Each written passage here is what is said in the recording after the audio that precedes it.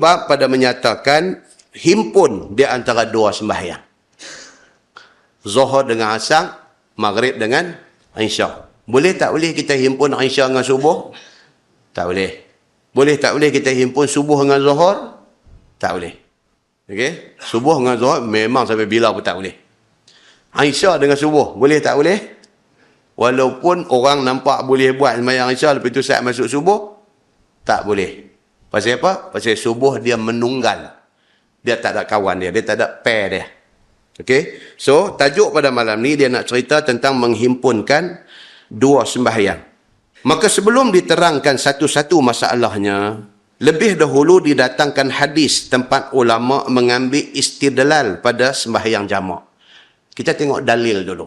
Ini yang syok. Yang kata kitab Bahrul Mazi ni. Dia perbincangan fiqh dia berdasarkan kepada hadis Nabi.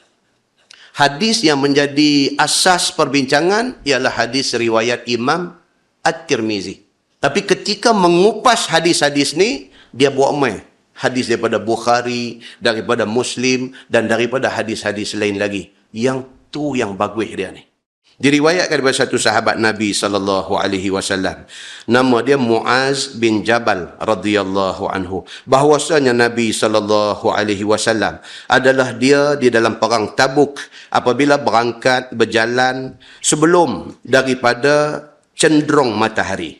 Nabi, kalau dia bertolak tu sebelum zuhur.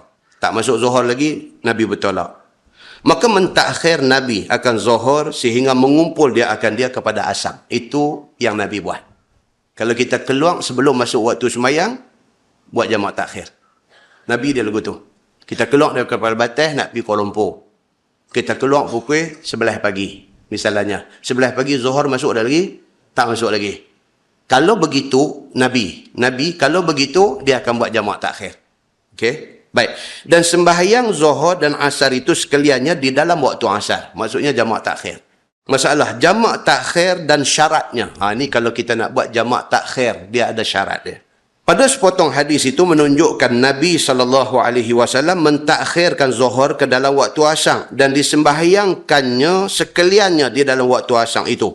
Maka dengan sepotong hadis ini, setengah daripada dalil atas harus mengerjakan jamak takhir itu. Hadis ni yang pertama, dalil kepada boleh buat jamak takhir. Itu satu. Kata Imam Nawawi, dan jika menghendaki seseorang akan jamak sembahyang pertama di dalam waktu yang kedua. Maksudnya nak jamak takhir. Seperti hendak jamakkan zuhur dalam waktu asar. Nescaya wajib meniatkan jamak itu di dalam waktu pertama. Itu syarat dia yang mesti kita buat. Kita keluar rumah pukul 11 nak pergi Kuala Lumpur. Okey? Keluar pukul 11 nak pergi Kuala Lumpur. Nak duduk di Kuala Lumpur 3 hari. Kita keluar pukul 11, kalau Nabi keluar sebelum zuhur, dia akan buat jamak takhir. Syarat dia apa dia? Masa masuk waktu zuhur saat lagi, kita kena niat. Kata saat lagi, aku nak buat jamak takhir. Kalau tak niat, jadi macam mana? Sembahyang zuhur itu jadi terlepas. Dan sembahyang itu dianggap qadha.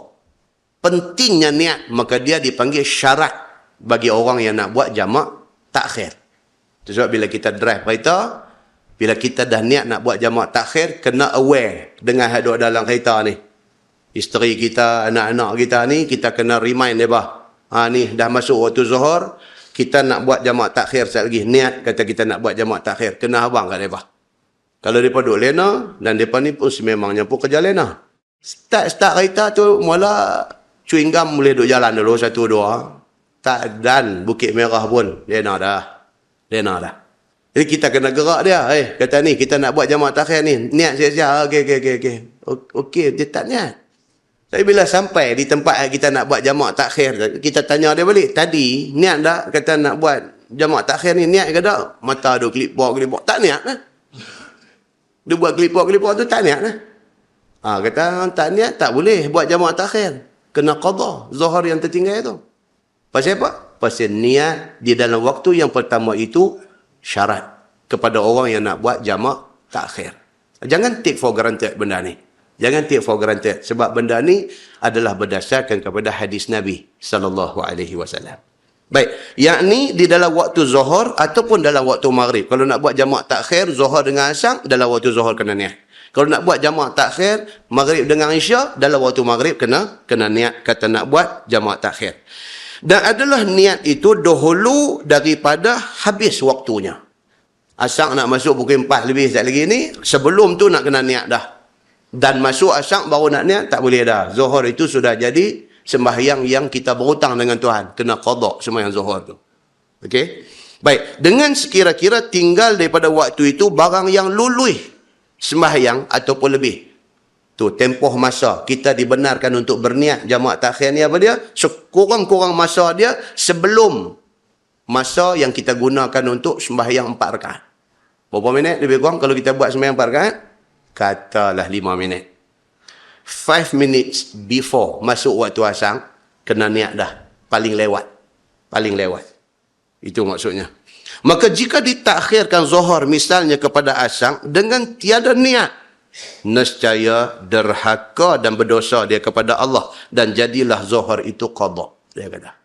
Dan apabila ditakhirkan zuhur misalnya dengan niat bahawa sembahyang dia akan yang pertama pada mula-mulanya dan diniatkan jamak. Dia kena niat begitu. Niat kata saat lagi aku nak jamakkan zuhur ni dengan sembahyang yang kedua saat lagi. Itu menjadi syarat dia. Baik, kemudian bawah tu jamak takdim dan hadisnya. Atas jamak takhir. Ini jamak takdim.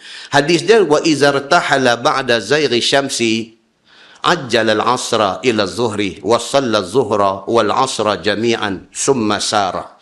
Dan apabila berangkat Nabi SAW selepas daripada masuk waktu. Okey, zuhur masuk pukul berapa? Katalah 1.20. 1.45 baru bertolak. Dah masuk dah zuhur, baru bertolak. Dan sembahyang Nabi akan zuhur dan asar sekaliannya. Kemudian berjalan dia dengan segala tenteranya dengan tiada disambung kepada asar dan sudah disembahyangkannya di dalam waktu zuhur itu. Nabi akan buat jamak takdim. Kalau bertolak tu waktu dah masuk, Nabi akan keluar daripada sempadan karya dia, Nabi akan sembahyang jamak takdim dulu. Itu yang Nabi buat. Kalau kita buat sebaliknya boleh tak boleh? Boleh, tidak jadi kesalahan. Cuma hadis ni nak abang, Nabi buat lagu tu. Nabi kalau dia bertolak tu sebelum masuk waktu, dia akan buat jamak takhir. Nabi kalau dia bertolak dah masuk dah waktu, Nabi akan buat jamak takdim. Itu yang dibuat oleh Nabi SAW. Kalau kita buat sebaliknya, tidak salah. Baik. Jamak takdim dan syaratnya. Ini syarat jamak takdim. Maka harus dikerjakan yang demikian itu dengan beberapa syarat. Dia kata nak buat jamak takdim juga ada syarat dia. Kata Imam Nawawi, dan bermula syarat jamak takdim itu ialah sembahyang yang kedua di dalam waktu yang pertama. Ialah kita nak buat jamak takdim, asar kena buat dalam waktu zuhur. Itu jamak takdim. Dan satu orang pernah tanya, dia kata, Ustaz, saya niat nak buat jamak takhir. Tapi bila saya singgah di tempat nak semayang tu, waktu hak mula ni dua ada lagi, tak habis lagi dia kata. Itu macam mana saya dah niat dah nak buat jamak takhir. Macam mana nak selesai masalah dia ni? Kita kata dua cara lah. Sama ada yang pertama tunggu saat lah. Tunggu saat sampai masuk waktu dia, buat jamak takhir. Tunggu saat sampai masuk asar, buat jamak takhir. Cara yang kedua, boleh tak dia cancel niat tu dan dia buat pula jamak takdim, boleh tak boleh? Boleh. Tak ada masalah apa. Kalau sekiranya masa yang ada tu lepas untuk dia nak buat dua-dua ni. Kadang-kadang dia pergi ambil itu time kecederaan. Ni nak masuk asar lagi 5 minit, dia nak buat juga jamak takdim. Ini pun satu penyakit juga ada. Masa ada tinggal 5 minit lagi nak masuk asar, tunggulah niat kata nak buat jamak takhir lah, saya lagi buat jamak takhir. Dia nak buat jamak takdim juga. So apa jadi kat dia? Dia sembahyang zuhur, elok dia bagi salam, masuk asar. Yang tu nak panggil jamak apa? Tak tahu tu. Takdim pun dah, takhir pun dah, dia jadi macam bukan jamak pula dia jadi lagu tu. Kan?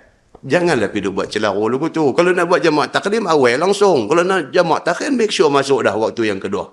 Jangan pergi ambil time-time kecederaan macam tu. Ini penalty ni leceh. Kita anti tension. Kan? Jangan buat lagu tu. Baik. Kata Imam Nawawi, dan bermula syarat dia apa dia? Mestilah buat sembahyang yang kedua di dalam waktu yang pertama. Itu yang mula.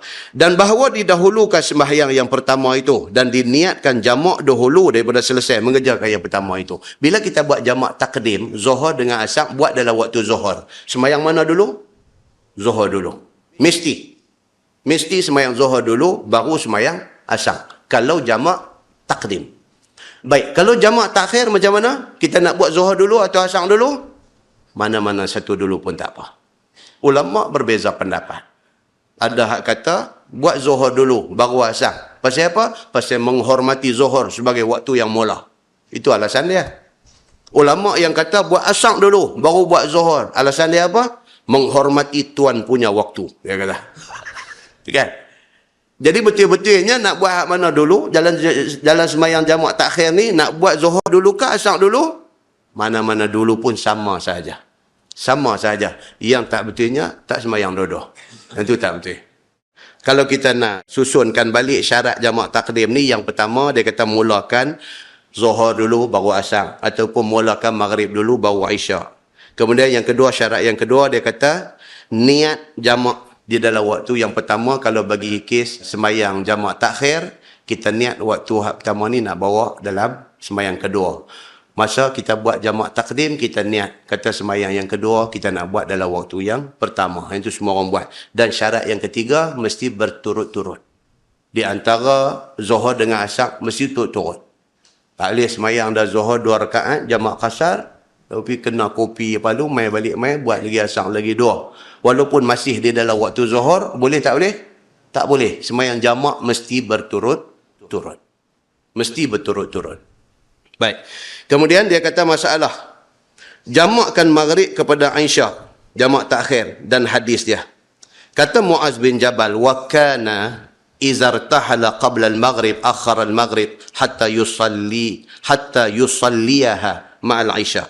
Dan Nabi SAW apabila dia berangkat berjalan sebelum maghrib, kalau dia bertolak keluar sebelum maghrib, mentakhir dia akan semayang fardu maghrib sehinggalah kepada semayang isyak. Sama macam zuhur tadi.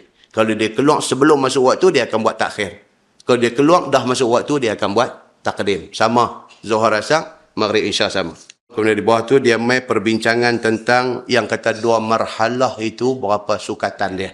Berbeza pendapat di kalangan ulama. Kalau tuan-tuan duk baca kitab-kitab kuning lama, Sabilul Muhtadin misalnya, dia bagi kata 2 marhalah ni sampai 140 kilometer. Kiraan dia macam tu. Dia buah dalam batu, bila kira-kira balik dia nak main macam tu. Ulama-ulama fiqh yang contemporary. Contohnya Dr. Wahbah Zuhaili. Kalau anak-anak kita mengaji agama, dia kitab dia yang popular, kitab usul fiqh. Tajuk dia Al-Ashbah wa Nazair. Ditulis oleh Profesor Dr. Wahbah Zuhaili. Dia ni sama naik nama dengan Dr. Yusuf Al-Qaradawi. Nama mereka ni. Mereka dianggap sebagai ulama contemporary yang menjadi reference kepada semua ulama Islam yang ada pada hari ini. Ni, Wahbah Zuhaili ni. Profesor Dr. Wahbah Zuhaili. Dia menetapkan 2 marhalah itu ialah 88.7 kilometer. Itu dia bubuh. Dengan hujah-hujah dia yang kemah. Dr. Wahbah Zuhaili kata 88.7 kilometer. Dan ada juga di kalangan ulama, contohnya Muhammad Ali As-Sabuni, juga hebat. Anak-anak tuan-tuan mengaji tingkatan 6 di sekolah irsyad, dia mengaji teks buku yang ditulis oleh Muhammad Ali As-Sabuni, buku tafsir ayat-ayat ahkam. Ini pun orang hebat. Muhammad Ali As-Sabuni, dia letak antara 85 ke 90 kilometer. 2 marhalah. So, kita kata ambil safe, kita kata 90. Lagu tu senang. Antara 85 ke 90, yang Wahbah Zuhaili kata 88. So, kita ambil safe, kita kata 90 kilometer. So, jarak perjalanan kita nak pergi tu, sampai 90 ataupun lebih, kita layak untuk buat sembahyang jamak dan qasar. Senang macam tu.